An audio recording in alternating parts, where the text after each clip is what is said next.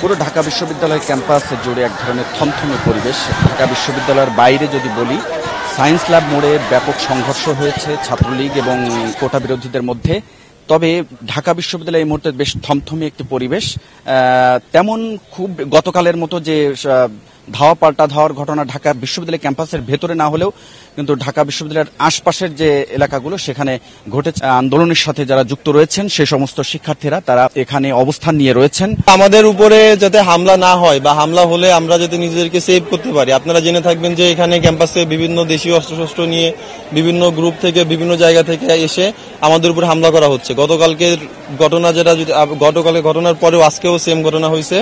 ওইখান থেকে চানখারপুলের ওইখান থেকে গুলি করা হয়েছে আমাদের দুইজন শিক্ষার্থী। আজকে এটা আনুমানিক 40 মিনিট হয়েছে আর কি। তো ওইখান থেকে গুলি করা হয়েছে, পরে একজনের পায়ের ভিতর দিয়ে গুলি ঢুকে বের হয়ে গেছে, ছেলেটার নাম অয়ন। আর একটা ছেলে আমাদেরই শিক্ষার্থী এখানকার, ও মারাত্মকভাবে ইনজুর্ড হয়েছে। তো আসলে আমাদের উপরে বিভিন্ন দেশীয় অস্ত্রশস্ত্র নিয়ে হামলা হচ্ছে। সামনে যদি হবে, আমরা নিজেদেরকে প্রোটেক্ট করার জন্য আমরা সবাই মিলে সাধারণ শিক্ষার্থীরা বের হয়ে আসছি। এখানে ফজলুল হক মুসলিম হলের শিক্ষার্থীরা সবাই এই পয়েন্টটাতে আছি আমরা কার্জন হলের ভিতরে। আপনি ওইখানে গেলে দেখতে পাবেন, ওইখানে হচ্ছে শহীদুল্লাহ হলের শিক্ষার্থীরা আছে। শহীদুল্লাহ হলের গেটের সামনে আমরা আসলে নিরাপত্তাহীনতায় ভুগতেছি। গতকাল আমাদের সাথে কি হয়েছে এটা মূলত আপনারা সবাই জানেন, পুরো দেশবাসী দেখেছে। আমাদের উপর অতর্কিত হামলার ফলে আমাদের প্রায় 4 শতাধিক আমাদের আহত হয়েছে এবং আজকে আপনারা নিউজ পাইতেছেন অনেকেই মৃত্যুবরণ করতেছে। অলরেডি 5 থেকে 6 জন হয়তো মৃত্যুবরণ করছে। গুলিবিদ্ধ যে হয়েছে, যারা করেছে তারা কারা করেছে আপনারা ভালোই জানেন।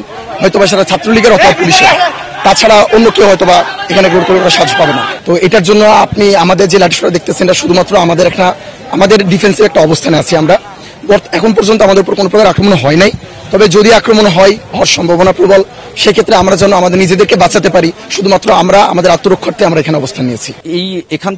এখান থেকে দেখা যায় এরকম দূরত্বে টিএসসি মোড়ে রাজু ভাস্কর্যের সামনে সেখানে রয়েছে ছাত্রলীগ এবং এখানে কোটা আন্দোলনকারীরা কোন ধরনের সহিংসতা বা কোন ধরনের স্লোগান গতকালের মতো তেমন কিছু লক্ষ্য করি নাই এখনো পর্যন্ত। তবে একদিকে কার্জন হল, অন্যদিকে কার্জন হলের পাশেই কিন্তু আপনারা জানেন ডক্টর মোহাম্মদ শহীদুল্লাহ হল। গতকালকে শহীদুল্লাহ হলের সামনে ঠিক এই সময়ে ব্যাপক ধাওয়া পাল্টা ধাওয়ার ঘটনা ঘটেছিল। তবে আজকে ছাত্রলীগ যেহেতু এদিকে তেমন মহড়া দেয়নি, সুতরাং এই এলাকায় আজকে পরিবেশ শান্ত রয়েছে। ক্যাম্পাস একেবারেই থমথমে একটি পরিবেশ। প্রত্যেকটি শিক্ষার্থী যারা রয়েছেন এখানে দেখেন সবার হাতে কিন্তু রড, লাঠিসোঁটা এবং সবাই মোটামুটি এক ধরনের প্রোটেক্ট করার বা প্রতিহত করার জন্য যে প্রস্তুতি সেটি নিয়ে রেখেছেন। আপনারা জানেন দর্শক যে বেশ কয়েকদিন যাবৎ কিন্তু এই কোটা বিরোধীদের সাথে গতকাল থেকে মূলত কোটা বিরোধীদের সাথে ছাত্রলীগের নেতাকর্মীদের যে ব্যাপক সংঘর্ষের ঘটনা ঘটে, আজকে সেই ঘটনার জের ধরে কিন্তু আজকে সারা দেশে বেশ কয়েক জায়গায় ভয়াবহ বা মারাত্মকভাবে জখম হয়েছে অনেকেই।